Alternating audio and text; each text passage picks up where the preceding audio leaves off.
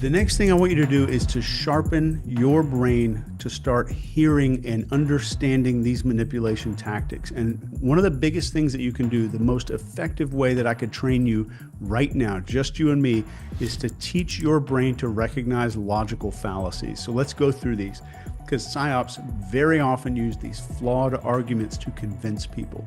And if you know how to spot them, it makes you a lot harder to manipulate. Let me give you 10 of these so that your brain gets hardwired to start seeing everything a whole lot differently. So the first one that you're going to see all the time, appeal to emotion.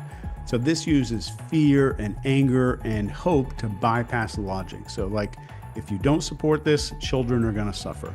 I want to take a moment to thank the professionals at the Department of Justice who met twice daily, sometimes more, for the last 75 days, who worked long days, nights, weekends, Christmas, New Year's Eve, New Year's Day, nights, weekends, and holidays to complete this production. All gave up many hours every single day, on top of their other, of course, full-time obligations to fulfill the President Trump's promise of transparency to the American people. Next is the straw man argument. This misrepresents somebody's argument so they can attack it better. So somebody might say they oppose the lockdowns because they don't care about lives. Over the past several months, last summer and into the fall, we executed Operation Restore Justice, rescuing 205 child victims and arresting 293 offenders. I point this out because I take umbrage at the suggestion, which is totally false, that the Attorney General or this department does not take child exploitation or sex trafficking seriously, or that we somehow do not want to protect victims. We do. Number 3 is the bandwagon fallacy. So this claims that something is true because everyone supports it. And this is, you hear this all the time. Millions of people agree with X, Y, and Z. You should agree with it too. If we learn about information and evidence that allows us to prosecute them, you better believe we will. But I don't think that the public or you all are going to uncover men within the Epstein files that abuse women, unfortunately. Number 4 is the false dilemma. This presents only 2 extreme options and it ignores alternatives. So it's the either you're with us or you're against us fallacy there. I said this earlier, there's this built-in assumption that somehow there's this hidden tranche of information of men that we know about that we're covering up or that we're choosing not to prosecute. That is not the case. Number 5 is the ad hominem attacks. This is the attack of the person and not the argument. Be very observant for this. So this is when you hear you can't trust her, she's not a scientist, you can't do X because they're not qualified based on X. Ad hominem is very common and I want your brain to be able to spot it. I mean, you just baked in an assumption into your question that I have never said and I don't know to be true. Is the public going to learn about men that abuse these girls? Like, what does that mean? I mean, I don't understand what that means. Number 6 is appeal to authority. And this is a claim that something is true because an authority figure said so. So like Dr. X supports it, so it's absolutely right. You have to trust the science. The leadership teams from the Office of the Attorney General, from the Deputy Attorney General's office, the Associate Attorney General's office, the Criminal Division, the National Security Division, the FBI, the Southern District of Florida, the Southern District of New York, and the Northern District of New York. Number 7 is the slippery slope. These are claims that one action is going to lead to some extreme negative outcome. So you've heard this before. Somebody says something like, if we allow this, we're going to lose all of our freedoms. All of our freedoms are gone. The country is gone. All of that kind of talk like that. Be very attuned to when you hear that and very cautious when you hear that. My comments were directed at this idea that because we didn't review the 6+ million pages within 30 days, somehow the Attorney General doesn't care about victims or is further doing damage to victims because of that, because exactly the opposite is true when it comes to the Attorney General. Number 8, hasty generalizations. And these are broad claims that are made with very little evidence. So the example is, 2 politicians lied, so all of them must be corrupt. So giant claim, tiny bit of evidence. 2 politicians might have lied, so they're all corrupt. But I don't think that the public or you all are going to uncover men within the Epstein files that abuse women, unfortunately. Number 9 is huge. It's the red herring. So this distracts people with irrelevant information. You've heard this maybe as an example when somebody says, why are we worrying about climate change when we have so much crime going on right now? It's an argument of distraction. The 2,000 videos and 180,000 images are not all videos and images taken by Mr. Epstein or someone around him. They include large quantities of commercial pornography and images that were seized from Epstein's devices, but which he did not take or that someone around him did not take. Number 10 is false equivalence. This compares 2 things as equals when they're absolutely not equal. So you'll hear somebody say something in the news that's both sides have extremists, so they're exactly the same. That's a very damaging one. In addition to the documentary redactions, which includes personal identifying information, victim information, and other privileges, there is extensive redactions to images and videos. To protect victims, we redacted every woman depicted in any image or video, with the exception of Ms. Maxwell. We did not redact images of any men, unless it was impossible to redact the woman without also redacting the man. Men that abuse these girls, like, what does that mean? I mean, I don't understand what that means. Well, I mean, they're the... Sup, sobers? Yo, why does Todd Blanche say images? The 2,000 videos and 180,000 images, videos and images are not all videos and images taken by the videos and images, 180,000 images. For a lot of us diving into these Epstein file releases, it's starting to feel like a straight up psyop. If you have even taken the time to go to the DOJ website and find the Epstein files and click on 1, maybe 2 links, then you know exactly how not user-friendly this whole system is. Then, when you find out that there's 3.5 million pages of documents, photos, videos, noise to sift through, that feels planned. And this is what we wanted, right? We finally got what we wanted. They released the Epstein files. They've released the files, the tapes, the photos, but they're fully banking on the fact that 3.5 million documents is going to take us a while to sift through. And then once you really start digging into all of these documents, you very quickly realize that anything important has been redacted. Names that shouldn't be redacted, redacted. Faces that you definitely know are not victims, redacted. So it makes you wonder what we're actually even getting. And then I see all this explosive stuff going viral online. But the thing you have to continuously go back to is the fact that most of this stuff is just victim testimony that was never followed up on. No substance ever came from it.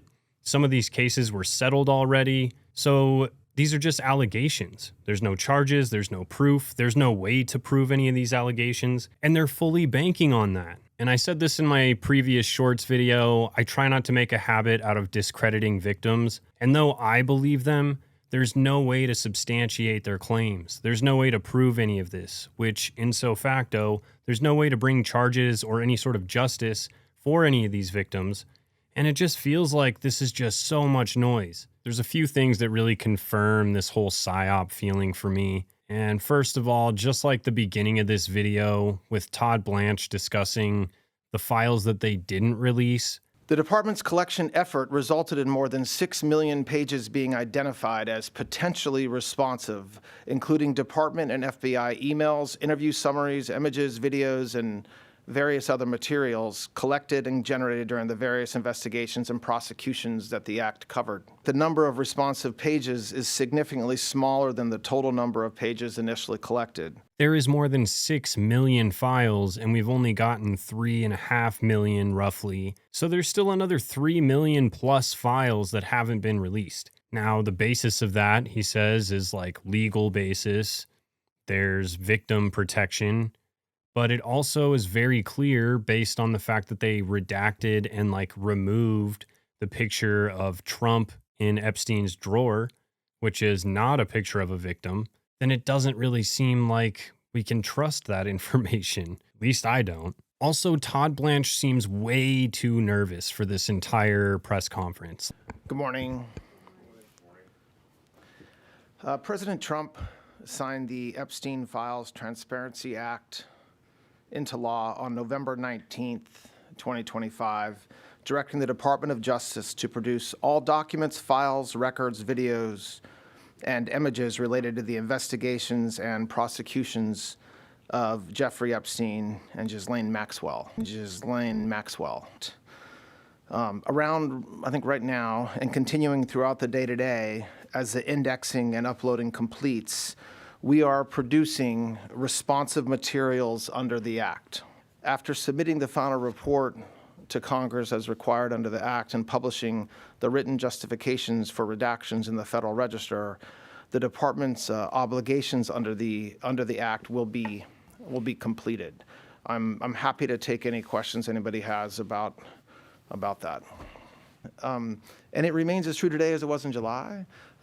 If we had information, we meaning the Department of Justice, about men who abused women, we would prosecute them. Excuse me? You were referring to Clayton's investigation. I wasn't referring to anything. I was just saying that Congress, in their wisdom, allowed us to withhold documents if there were ongoing criminal investigations. That's one of the 4 reasons. I wanted to make clear with respect to any national security information that we were not withholding.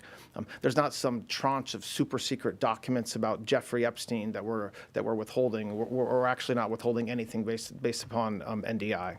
He seems really nervous. But the other thing that really made me feel like this was a psyop is that we didn't learn anything new. Literally nothing.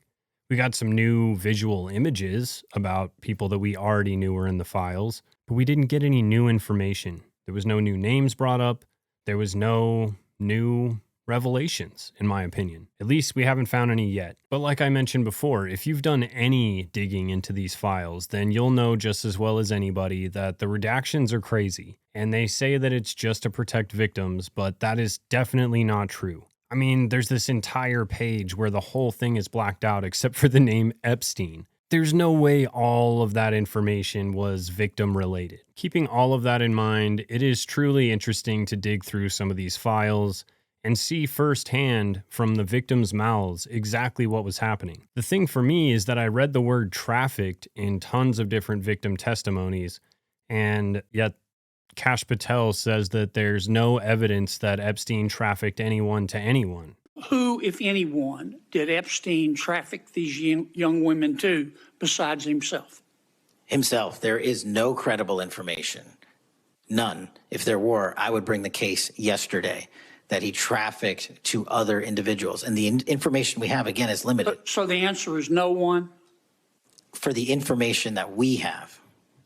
In the files? In the case file. Okay. So that is a little weird. I also feel like Trump keeps saying that the files are going to prove that he was really distant from Epstein and really didn't have much to do with him. But I feel like the files definitely show that they were like buddies. But like I said, you guys, there's 3.5 million documents to read through. I've gone through, what I would say is a good chunk of files, but in reality, it's probably only like 0.1% of the actual files. So keeping that in mind, I wanted to bring you guys 10 of the weirdest / most interesting things that I found digging into the Epstein files. So let's go.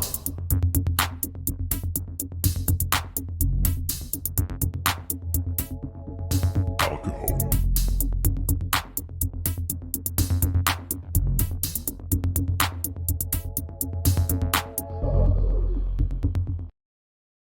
all right, welcome back to Sobering Stories with me, DJ Petrovsky. This is your first time here. Thank you so much for joining me. If you are a returning subscriber, sup sobers. First of all, just a quick update, since most of you guys know that my channel and, well, my entire Google account has been hacked, which honestly really sucks. I can't access anything that I use Google to sign in with, like literally nothing. I get ads on my YouTube. I can't access Netflix. I can't post anything on YouTube right now. So it's kind of frustrating. But I will say, if you're a creator or you have some sort of, I don't know, social media account, whatever, you should definitely do what I did and make a sibling or a partner one of your moderators slash managers slash vice presidents, because that was clutch. That's the only way I've been able to post any videos, including this one. And that's because I made my brother a moderator slash vice president on my account, and he's able to post videos to my account, which I would imagine is in case you had like people working for you, then they could post for you. So I don't have any employees, or like, it's just me. Well, me and Kim. Kim helps a lot. But yeah, so if you're a creator or you have a social media account and you're worried about getting hacked and not having access to it, definitely do that, because that was a macho move on my part and I didn't even realize it. All of that to say that yes, I am still hacked, but I did get in contact with Team YouTube, and then they gave me a form to fill out, which is like I don't even know, like a recover your hacked account form. I had to fill out all kinds of crazy information that was really hard to find, not having access to your Gmail account. I don't know. Fingers crossed. We'll see what happens. It's just kind of like a waiting game, but wish me luck. Needless to say, shit sucks. I've been trying to get my channel back, been trying to get my account back. It's wasted a ton of my time I could have been digging into the Epstein files. So just keep that in mind. Right off the bat, the first thing that hit me the hardest was the fact that Jeffrey Epstein used the word goyim. And as a goyim myself, I took extreme offense to that. I'm just kidding. I'm a proud little goyim. But many of you guys will know just the use of that word alone implies so many things. Like, it just implies a lot of things. Right off the bat, I was like, okay, here we go. That's great. But yet again, confirm something that we already knew. Right along these same lines, one of the other things that we see in one of the photos where Epstein's eating this super phallic cake is that it looks like he has the entire multi-volume Talmud in the background of this photo. And the significance of that is that this Talmud is a very old, very ancient, very original Hebrew text that is very anti-Goyim,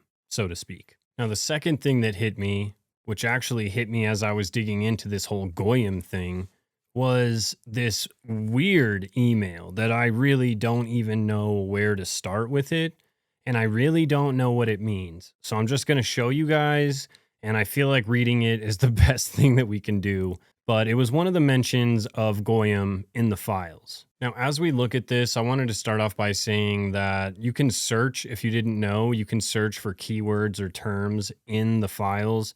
There's a search bar, which is how I found all these Goyim references. But if you look at a lot of these files, there's words that are randomly, like letters are replaced with equal signs or just random symbols. So say I was looking for one of those words, but it's been replaced with an equal sign. That's not going to pop up when I search for that term. That to me was a little suspicious. What is with all of these random equal signs? What is with all of these random symbols?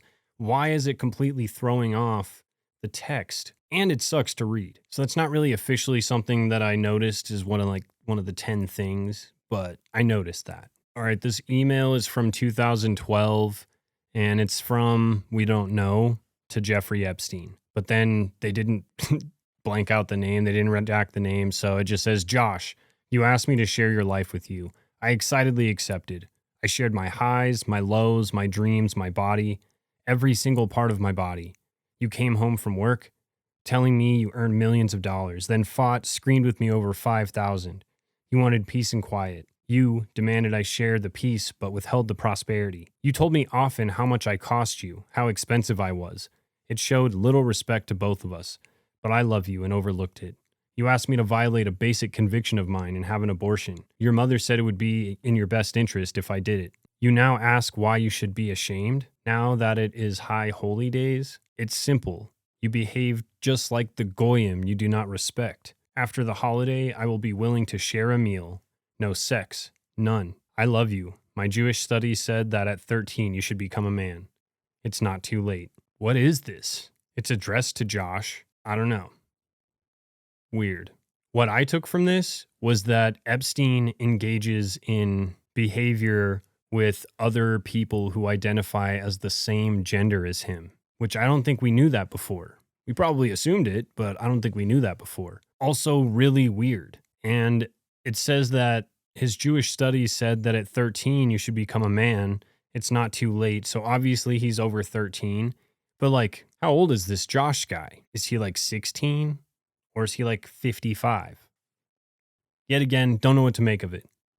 Completely out of context. Don't know who it's to. Don't know who he's referencing. We don't know anything, which is all part of the entire Psyop plan. We just have all of this information with no context, no way to verify, no real understanding of what it is or what it means. So what the hell? Which leads me into the third thing that I noticed from the Epstein files. Kim and I had talked about the whole In-N-Out thing, possibly replacing Pizzagate, possibly burgers being in exchange for pizza because everybody's onto the pizza thing. We don't know. But I did find this really weird email between a guy named Andrew Farkas and Jeffrey Epstein, and they were talking about burgers, and they were talking about them in the weirdest possible way. Talking about the pink insides, buns, pretzel buns, regular buns, like just weird stuff in relation to these burgers. And then at the very bottom, he says, have you tried one at Bohemian in the Lower East Side? And I looked up Bohemian burger places in the Lower East Side in New York because I'm pretty sure that's where he was talking about, and nothing popped up. So I was like, do you want to know what's extra weird? When I searched this Bohemian burger place, this Bohemian Hall in the Lower East Side Manhattan pops up on here, and it's a Czech and Slovak cultural arts center. And if you guys have followed me for a while, you know that art can be a kind of a touchy subject because art is for the wealthy elite. We don't buy art. We buy posters. The other thing that was massive in the files, obviously, was pizza. Pizza, pizza, pizza. Send pizza to Bobby. What does a gynecologist and a pizza boy have in common? They can smell it, but they can't eat it. May I bring in your slice of pizza to you? Pizza party was great. We had a lot of fun, stayed late. We all slept in yesterday morning. Your night was good? Also up there, spoof on Chandelier, the video I sent you with the amazing little girl dance.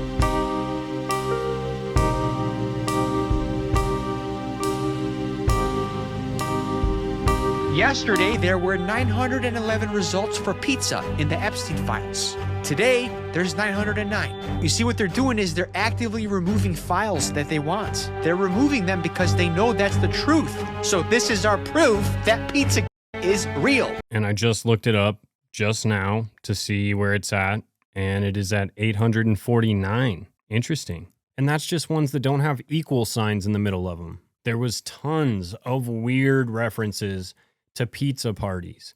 And I also saw this other mention of Jeffrey Epstein talking about how he actually doesn't really like pizza that much. So he actually shared a pizza with this guy, and him sharing the pizza with this guy was actually kind of weird. He was like stoked about it because Epstein didn't eat pizza that often. And yet he throws pizza parties like a lot, like continuously. So that was kind of strange. The pizza references definitely give me hardcore Pizzagate vibes. Like, what else could they be talking about, really? But yet again, it just confirms things that we already suspected or already knew. But there was one Pacific pizza post that really caught my eye, and it was this one right here, which says, Mr. Epstein would like to see the menu from the pizza place. Could someone send it, please? Somebody sends it. Anne, I guess. And we see Pizza Amore, St. Thomas. So I was like, let's go to this link. Let's see what's going on here. To nobody's surprise, this pizza place does not look like a legit pizza place at all. And it says, exciting new flavors await. Discover our gourmet pizza creations soon. Wonder how long this website's been chilling, waiting to be a pizza place. And is that an AI photo for real? Because it definitely looks like he's crushing a grape soda right into this pizza. So that's weird, right? And then there's this email where Epstein is asking if he can go for an hour to Red Hook to have a pizza for an hour. Give me like 30 minutes tops. I'll grab a pizza. What are you talking about, dude? And then there's this one. I did not tell Bobby what you were sending him, merely that you were going to send him something. And he's like, yeah, let's get a pizza for Bobby. That's such a weird thing to send somebody. Have you ever mailed a pizza or ordered a pizza for somebody as like a gift? No. But look at this. Pizza party, pizza party, pizza party, pizza, pizza, pizza party. And not one of these says Chuck E. Cheese on it. So I'm just going to go ahead and say it, you guys. Pizzagate is back on the table. And yet again, we already knew that Pizzagate was tied to Epstein, but now it feels more real. The next thing that I found really interesting is the fact that Robert Maxwell was mentioned in the files at all, but Epstein very specifically says that Robert Maxwell was trying to blackmail the Mossad and the Israeli government, and that is why they ended up murdering him. So he didn't just slip and fall off of Lady Ghislaine. But one door closes and yet another one opens, because my question is, well, how did Epstein know this? Was he working for Mossad at the same time and knew that this happened? Was he told this by Ghislaine? How did he come into this information? We learned something yet again that we already assumed or already knew, and now we just have more questions. I love the title of this email, though. He was passed away. I'm going to start using that when I talk about this kind of stuff in my videos. Yeah, they ended up passing him away. And the next thing that I mentioned was something that I actually made a shorts video about. It's this whole Gabriela Rico Jimenez situation where she was outside of this hotel just screaming about these people who had killed these young kids and were eating them, which is already crazy.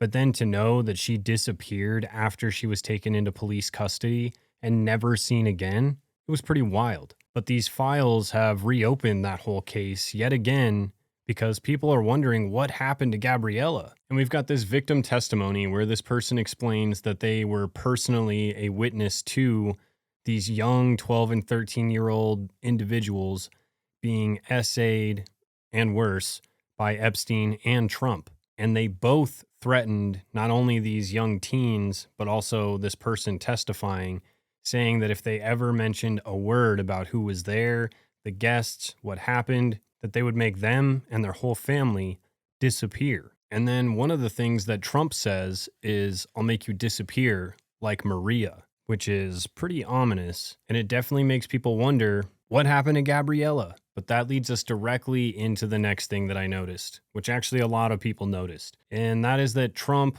Bill Gates, Epstein, George H.W. Bush, tons of other people that we've already heard their names thrown around in these files were accused of some pretty heinous crimes. And that is all the way up to and including passing someone away. In fact, this taxi driver discusses an instance where Trump was in the back of his car. He was continuously saying the name Jeff, and he was talking about some pretty ungodly things to the point where this taxi driver was thinking about pulling the car over and laying into Trump. But the weirdest thing that we read about was definitely these calendar girls' parties. Trump would allegedly take his finger and would use his finger to measure the size of these teen girls, their private areas.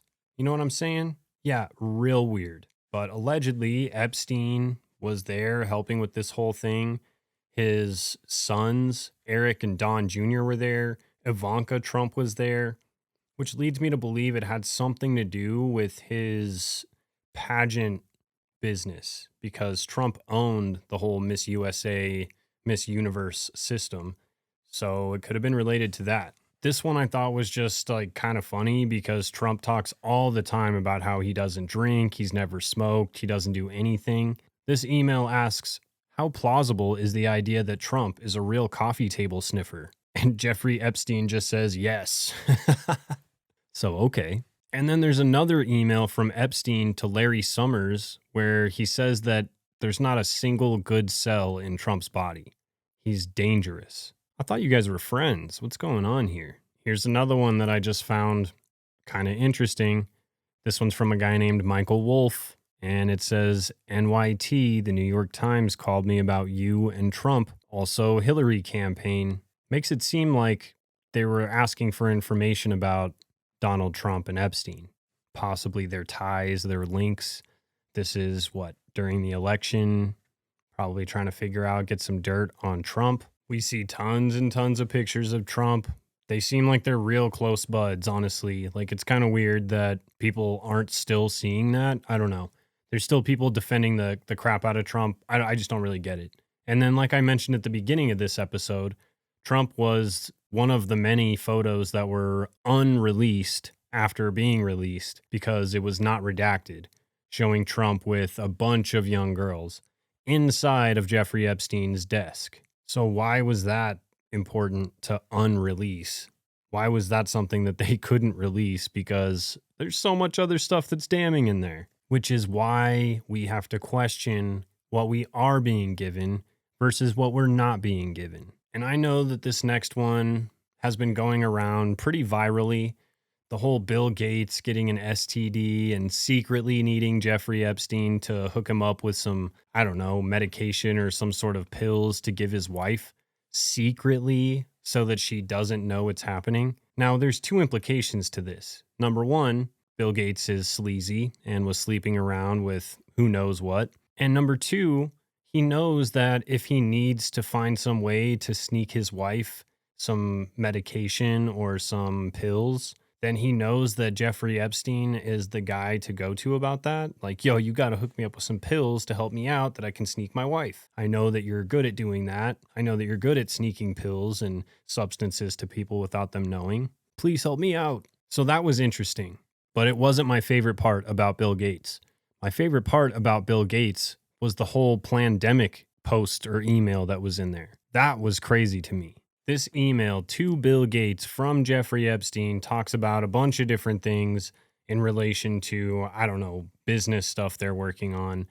And he's talking about these things that he wants as deliverables from the work they're doing together. This is in 2017. It says follow-up recommendations and or technical pacifications for strain pandemic simulation. The hell? Yet again, we already knew this, but confirmed. And we didn't realize that Epstein was involved. The next thing that I had found was something I did not expect at all. In fact, I expected one George Bush, but I did not expect George H.W. Bush to be the one being discussed in the Epstein files, especially in relation to ritualistic abuse and eating poop out of intestines. And this is something we already knew because in my Titan video where we talked about Stockton Rush and Bohemian Grove, both the Bushes were at Bohemian Grove and are obviously involved in ritualistic sacrifice stuff. I actually got shared a video from one of my amazing subscribers. Thank you, Sarah. This video at George Bush's funeral where he gives this mysterious letter to all the guests. And if you've seen this, great. But if you haven't, you've got to see this. This is nuts.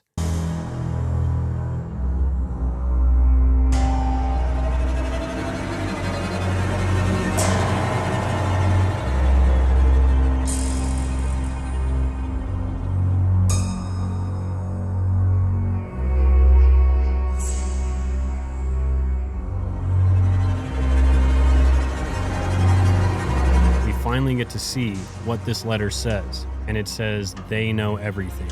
I'm sorry. George H.W. Bush.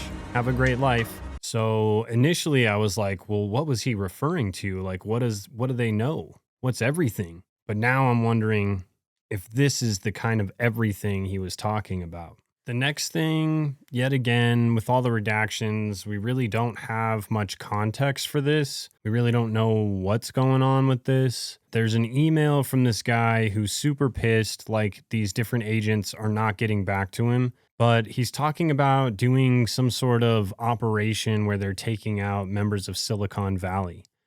And later on down in this email, he talks about how Biden is not actually Biden. It's not the real president. They say that Biden was some really small, evil man. They say that this Biden is just a dude wearing a mask, and his mask slip-ups have been getting worse and worse. I was like, huh? I mean, yet again, we already know this, but to see it in the Epstein files. In this same email, like I said before, he's talking about going after all of these really, really high-level members of Silicon Valley.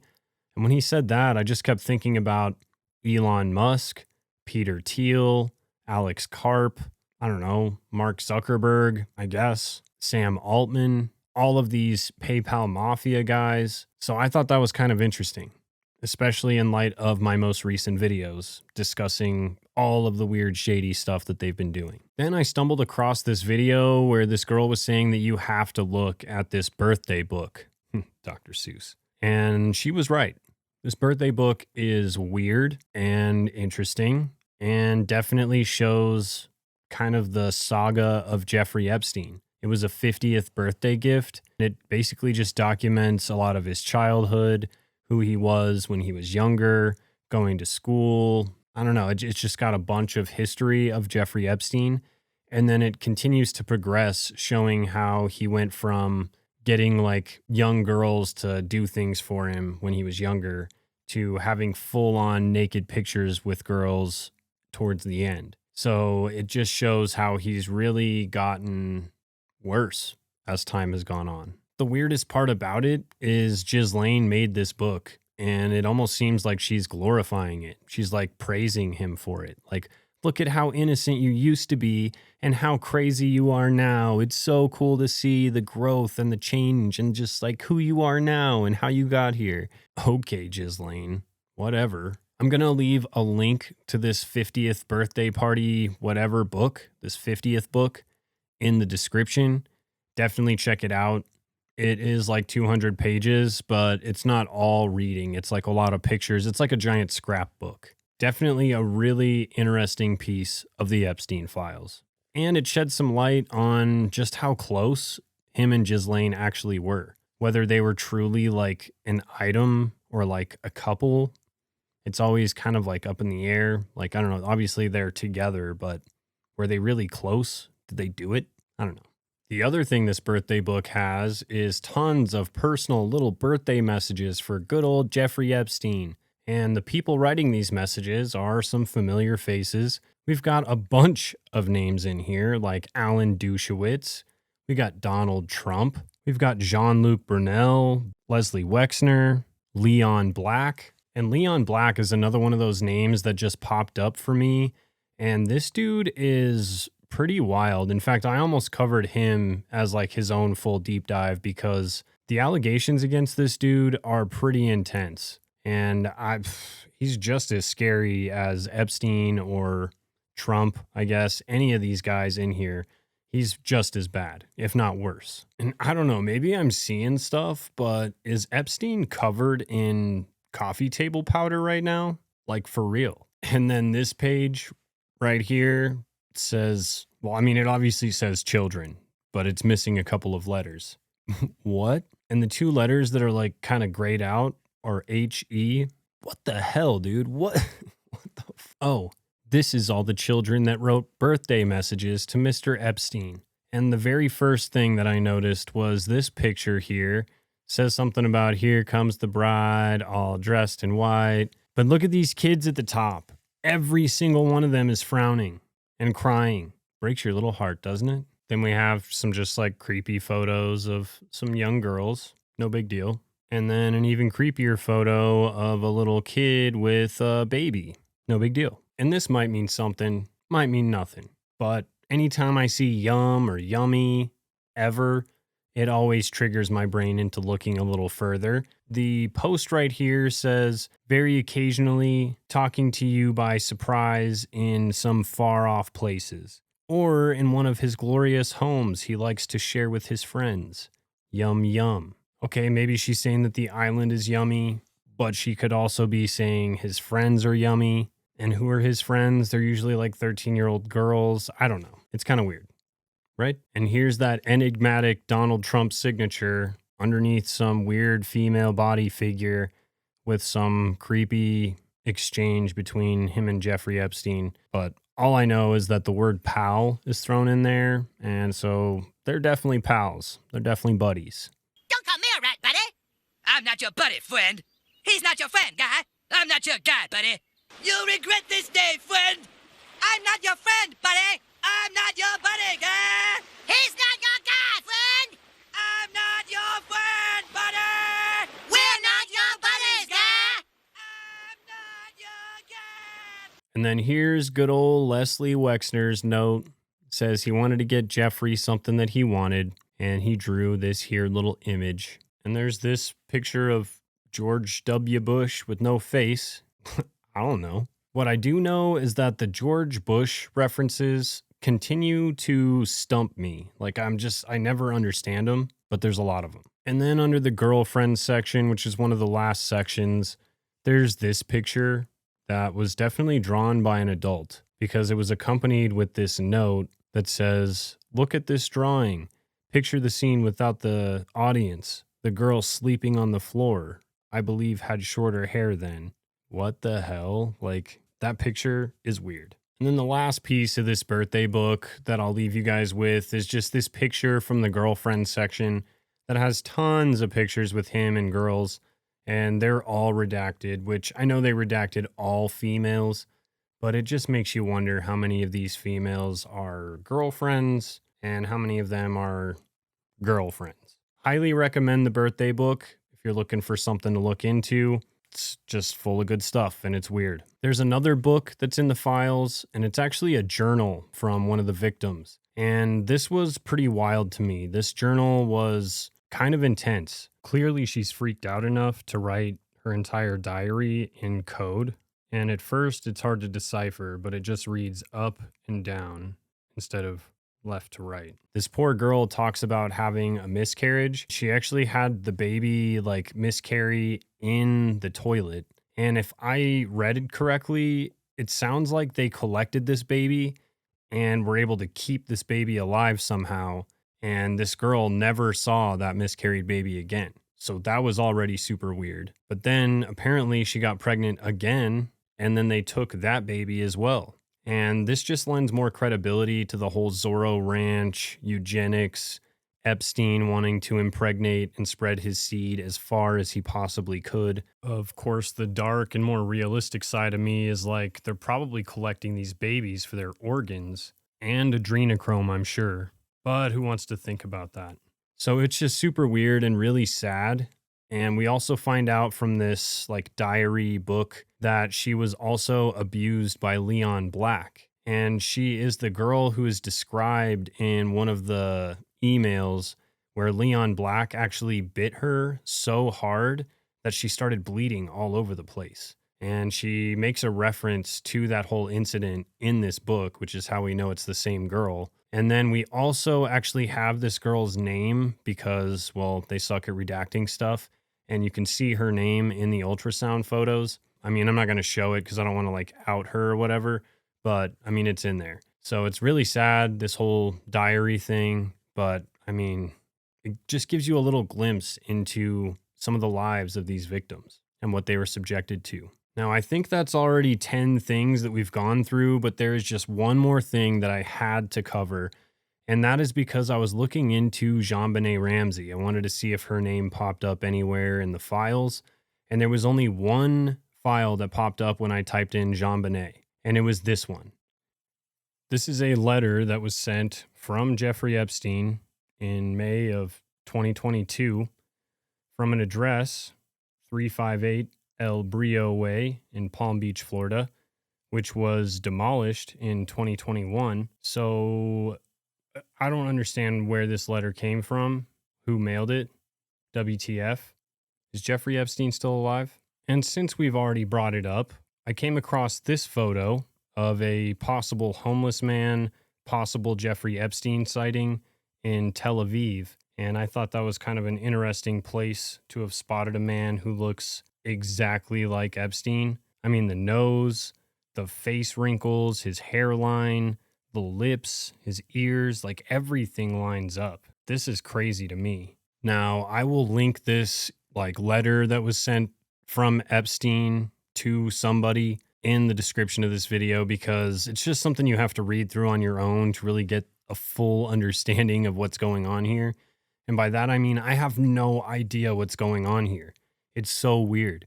But this chick's name is Esther Cohen Tizer Epstein. And she says that she's common law married to a guy named Peter Jean-Benet Klein Tizer Epstein. This guy has a boyfriend named Chad.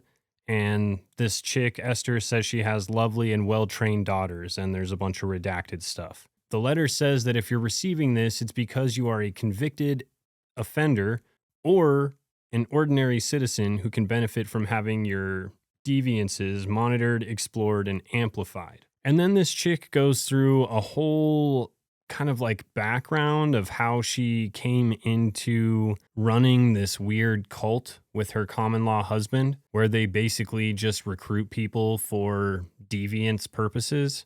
And then they end up moving this cult to Reserve, New Mexico. This just happens to be right next to Epstein's Zorro Ranch, where he's doing all this weird eugenics, impregnating random girls, spreading his seed, scientific research, all kinds of weird stuff. Because they're neighbors, they end up getting connected. And then it says that she basically moves in and becomes Epstein's common law wife. And he adopts her daughters and then treats them to flying around on private jets and treating them to the very best stuff. And then at the very end, she says that Epstein was getting serviced like he usually does, getting his massages. And apparently he left his seed all over the floor. And this Esther Cohen Tizer Epstein chick goes and asks the chef for a turkey baster, scoops it all up off the floor, and then artificially inseminates herself with Epstein's seed, allegedly, according to this letter. And then it looks like her youngest daughter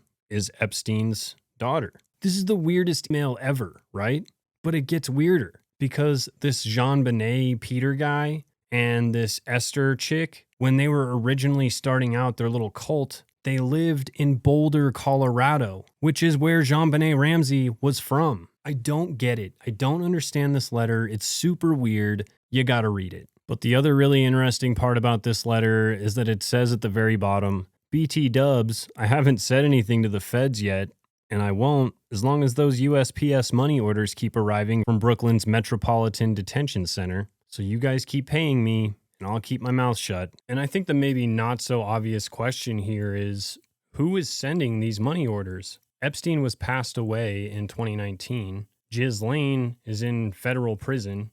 Who's sending these checks? What is this letter? So I don't know, you guys. That's the stuff that I found in the short amount of time that I had with the very limited freedom that I had and with no access to my Google account. But I definitely want to know what you guys think about all this. Hopefully you saw something you haven't seen before, saw something new. If you have comments, feel free to drop them down below. Let me know what you guys think. If you found something wild, let us know. Throw the EFT numbers in the comments because there's 3.5 million documents out there, you guys. It's going to take all of us to go through them. I don't know. We'll keep digging through these documents. I'm going to be meeting up with Ron hopefully once a week to go through Epstein stuff. So yeah, check on the Sean Atwood live page for those collaborations. Otherwise, I look forward to doing this again with you guys next week for another one. But until then, I want you guys to sleep safe, stay awake, stay sober, and remember, they're only releasing the information that they want us to know. Later, Goyim. Let's go.